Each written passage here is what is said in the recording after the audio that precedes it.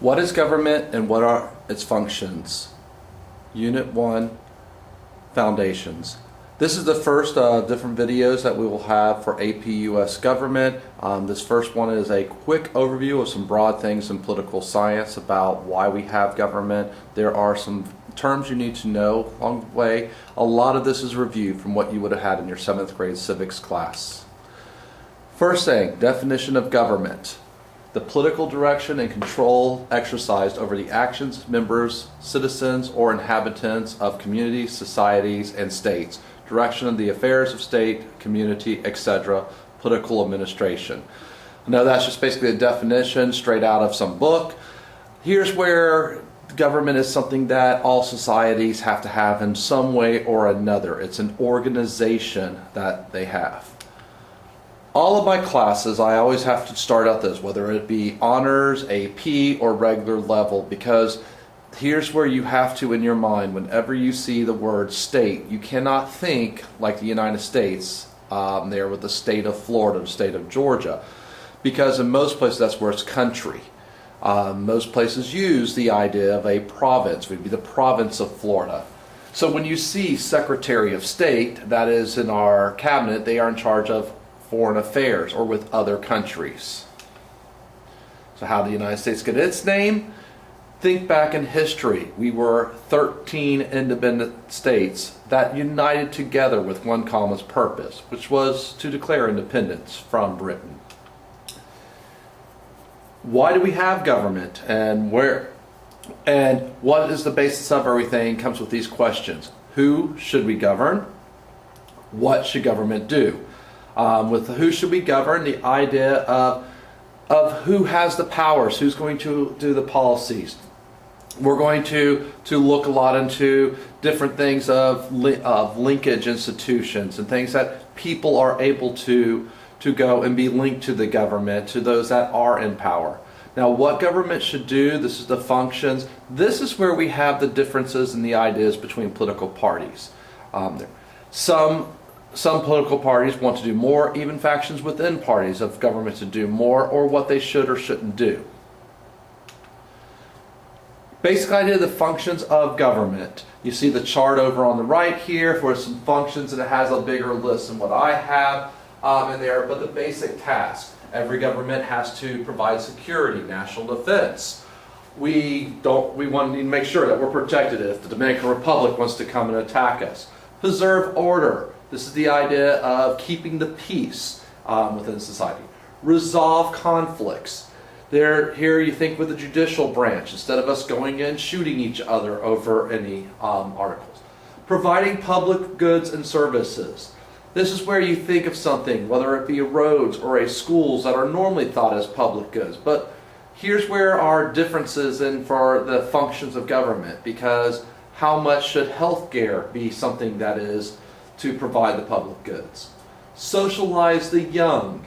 Here's where in our classes and what we are doing in government, the one goal I mainly have for you is that you learn to be a good citizen, that you go and vote, make your voice. As part of the social studies, what our ultimate goal is for you to think on your own on there. But there are things we do. When you hear the national anthem does Pledge of Allegiance, standing up and putting your hand over your heart, those type of things that are part of government is to go and to have people thinking in that way.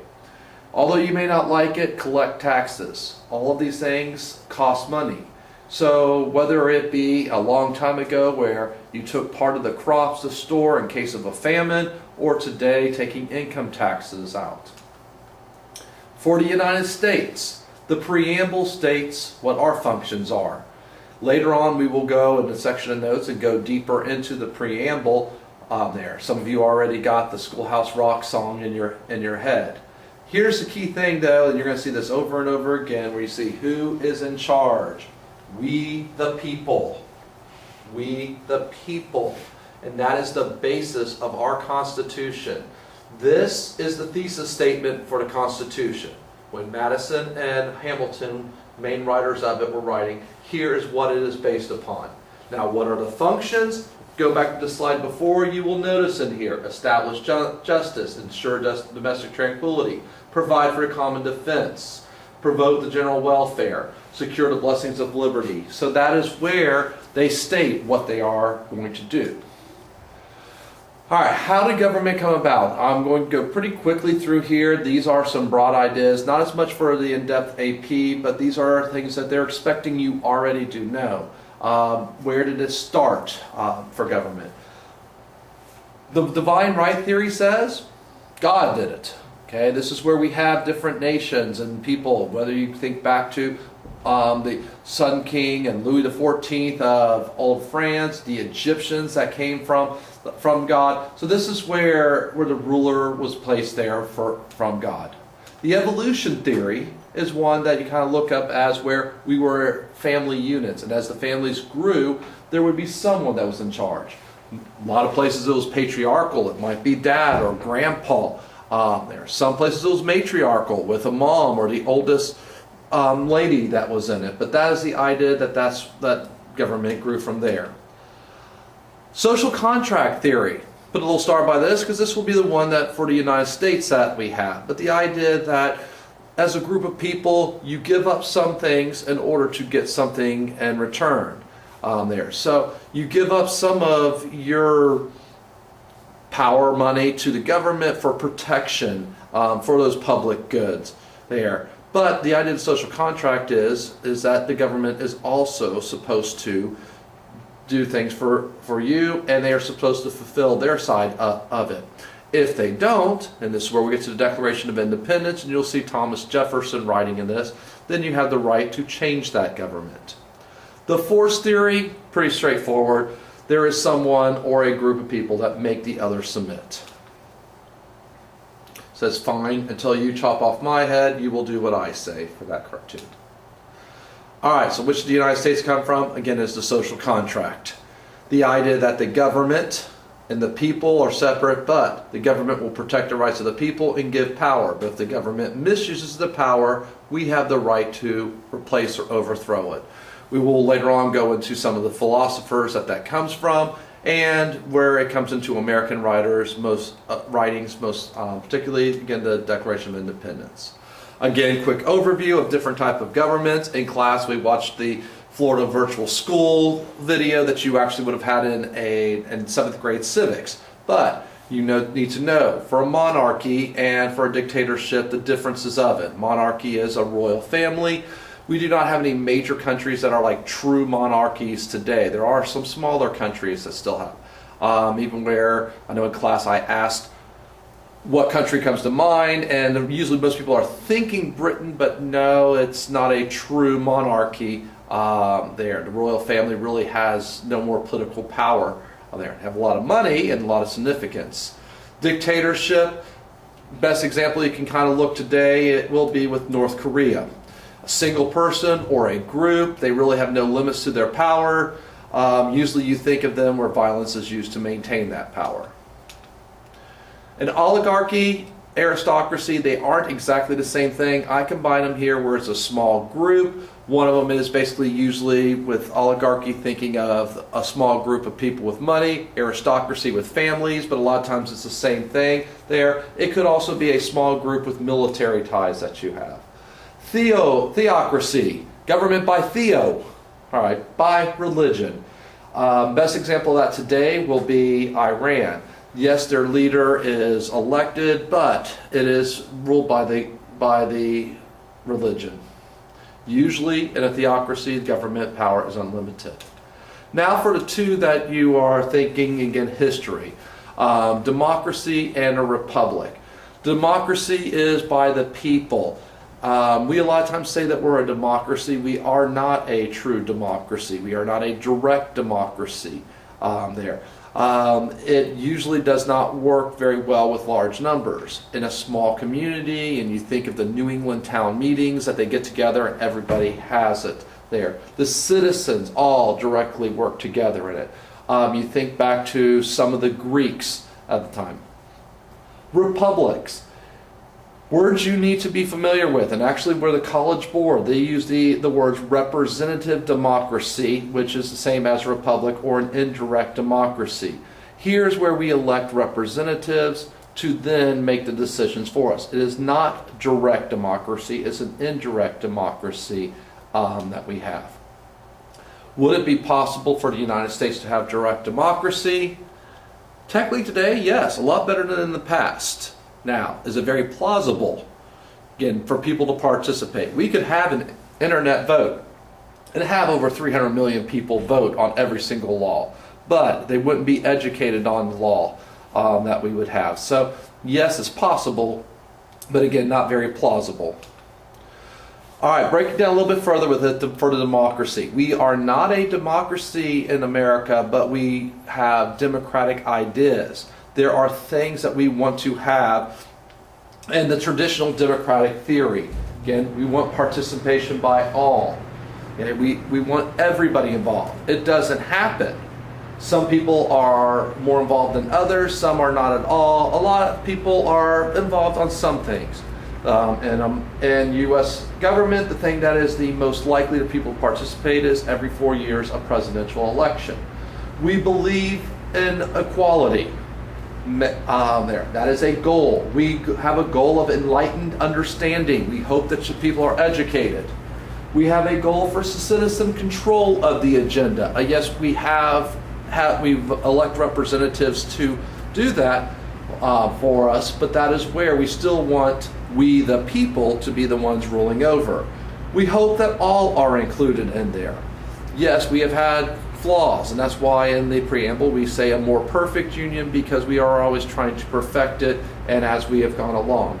So we're not a true democracy, but we have the ideas of traditional democratic ideas in it. For political participation, one word that I know as a score for AP exams that it seems like it's the most used phrase, so I think every AP government teacher must have it in their first week, is political efficacy. The idea that your vote counts, all right, that participation really matters. A lot of times you'll have people say, there's no reason for me to vote, the Electoral College does it, or if you're from a state like California, if I vote, it doesn't matter because it's going to be Democrat anyway, so we're so outnumbered. But here's where people believe that yes, it does make a difference, and you try to influence everything in there. And again, the thing that happens the most for the United States for their involvement is voting. We're going to have other things that we're going to look at as how people are involved, whether it be writing letters to the editor, working on campaigns, actually running for office there, but the most likely is voting. And again, the most likely time that people vote is in a presidential election. We'll later on be looking and seeing what's the difference with the participation and primaries compared to the general election that you have. All right, coming back to the republic side of this, we select representatives to govern, and it is based on consent of the governed. Those words right out of the Declaration of Independence. And who ultimately makes the decisions? You go back to the first three words of the preamble, we the people. Now, in the United States, we have traditionally been called a democratic republic. We are a republic that holds democratic principles. Recent years, you'll hear it referred to a lot more time that we are a constitutional republic. This is where for the republic, we are based on constitutional principles there. And everything goes back to our rule book of the Constitution. Here in Florida, it is a state standard for that you know that it is a constitutional republic. Here's where you kind of look at some of the psychological side where, again, teachers were supposed to have it where you learn about the government there. The state of Florida for the last 2 decades has been controlled politically by the Republican Party. As they have shaped state standards, they do not like the idea that there's something more positive with Democratic, even though it has nothing to do with the Democratic Party. And even when I used to work for the state of Florida Republican Party, there were things that trying to take some of the language in there. So that is why in Florida, it is for our standard that you learn we are a constitutional republic. But again, traditionally, it is a democratic republic. United States, we are based on majority rule, but we have minority rights. And this is something that is seen over and over again. A lot of times it is frustrating if you are a majority, but when you are part of a minority, you end up appreciating the fact that the majority can't do whatever they want. Some of you may be thinking just in terms of ethnic, but it's not in that way. It can be in beliefs. It can be all kinds of different things that you have in here. So the fundamental right, though, of democratic theory is majority. Here, this is where we have representatives, but we have things to protect those that don't belong in the majority.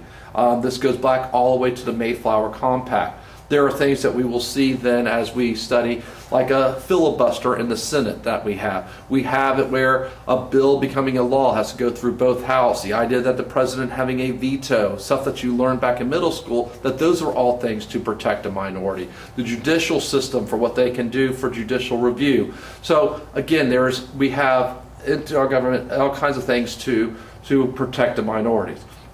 It does make things slower. That was done on purpose. Our founding fathers would rather us get things right than to go and just quickly do things. Some last terms in here. Politics. You'll hear this term a lot. The process of determining leaders we select and the policies they pursue. It's not just Republican and Democrat, but we are a two-party nation. There are smaller parties, which we'll be getting to also soon. There.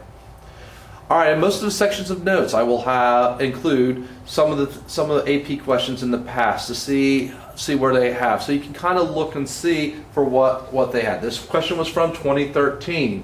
There, all of these are released on the AP site. You can go back. The new exam is a little bit different, but this basic idea for question will still come. Notice there are various parts. We will work on where I say how you need to write it. Write everything in complete sentences when you're answering it. Use the root of it there. I know some teachers will say you can bullet point. We'll practice some things in bullet point, but when you are taking the exam, you always will write in complete sentences, answer each part, try to do it in order.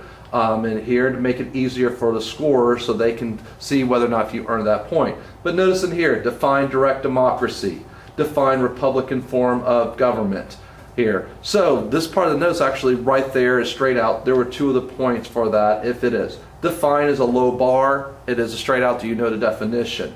There are higher bar questions. Here's where explain comes in to it. Here, the rest of this question are things that we will come over. And here we'll go more in depth into why the framers chose a Republican form of government in the United States.